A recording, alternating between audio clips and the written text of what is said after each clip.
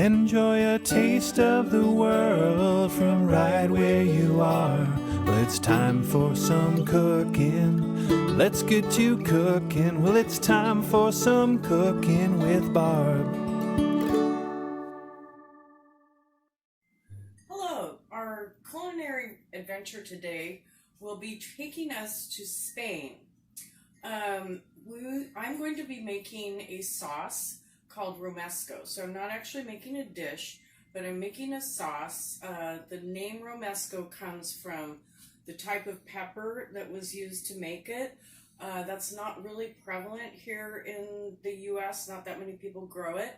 So I do like to make this dish in the summertime because we can get great red bell peppers fresh from the farmer market, as well as bounty of tomatoes. So those are two of the main ingredients in the Romesco sauce. So what I've done is I have roasted this pepper directly on the fire here. And then I will be peeling it. If you do not have a gas stove or are a little bit hesitant about roasting the pepper yourself, that is perfectly fine. You can purchase them already in jars at the store.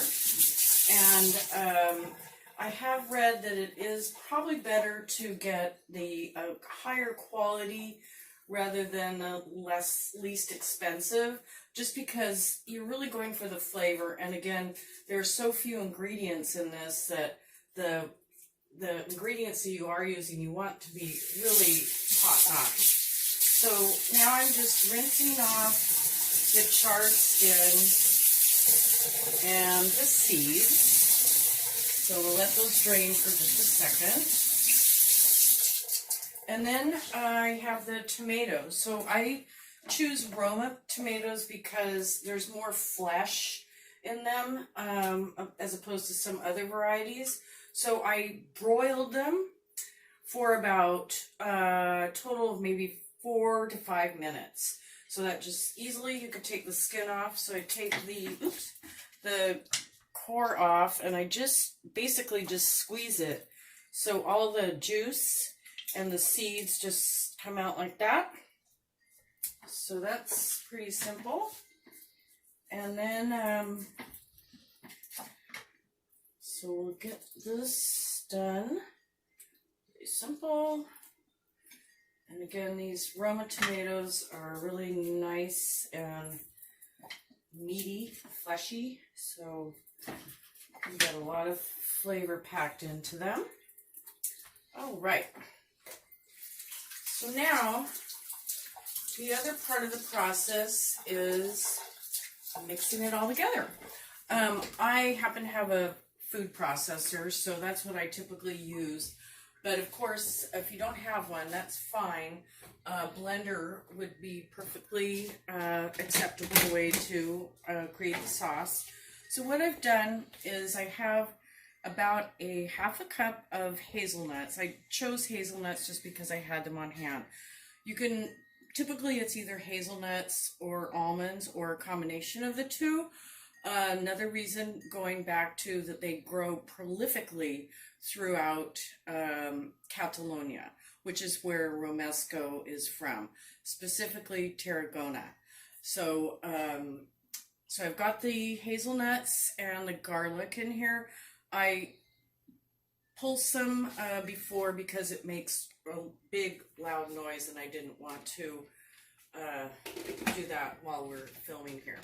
So I've got that already done, and then I am going to bring over the tomato and the pepper, and then I just throw them in.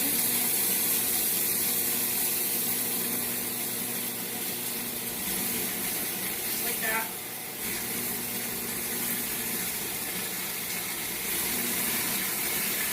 Okay.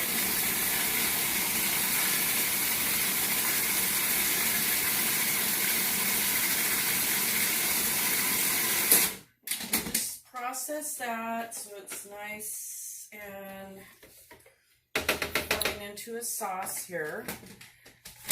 Okay.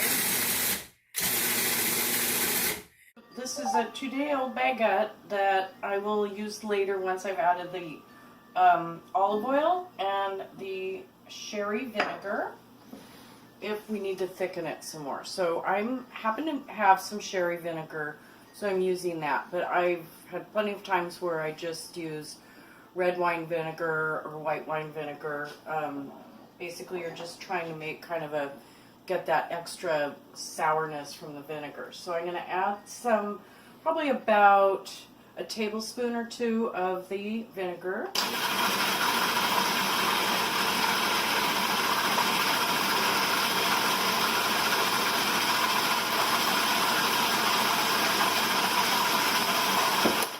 And then now I'm going to add some salt.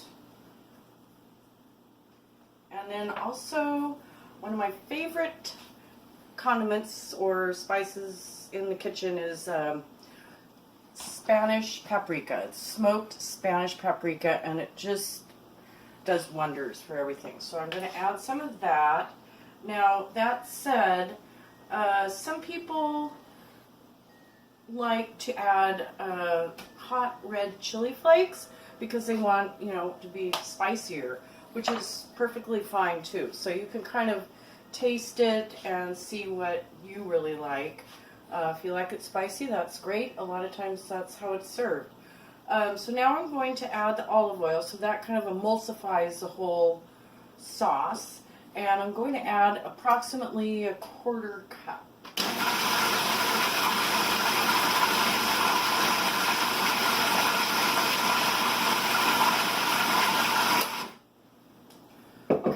So now that we've got that done, I'm just going to check to see if it needs a little bit of bread, and it's looking it's a little juicy, so I think I'm just going to add a smidge of bread to kind of make it a little thick. Oops!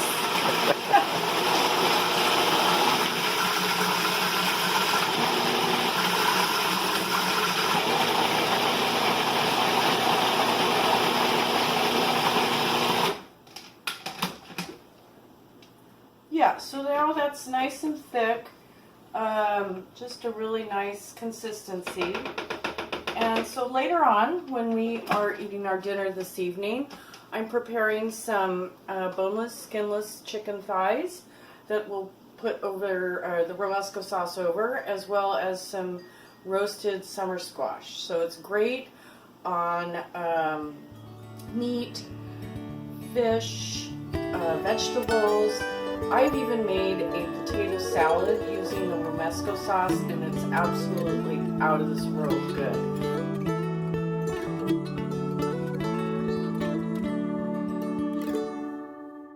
So now the dinner is done. We did our Romesco before. So I've got the chicken thigh. I've got a little polenta here that is actually from a local source. It's called Amish butter polenta. I've got some summer squash from our CSA, which is a community-supported agriculture, as well as cabbage from the same source, and these little snap peas are from my own garden. So what I'm going to do, just because I like the Romesco on everything, is put a little Romesco on all of our little items here. And then we will enjoy this lovely meal, summer meal. And one other thing I wanted to mention is that in our research, when we were supposed to go to Spain in March of this year, but that was not an option, we found out about these wild onions called colcots. So I'm not sure if I'm pronouncing that correctly, but they're wild onions. They're kind of like a small leek, and they grill them, and this is in Catalonia, and then they serve them typically with Romesco sauce.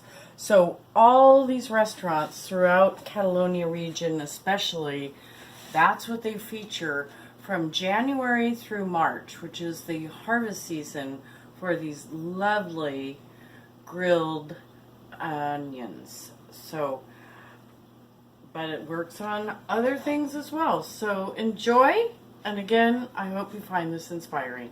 Thank you.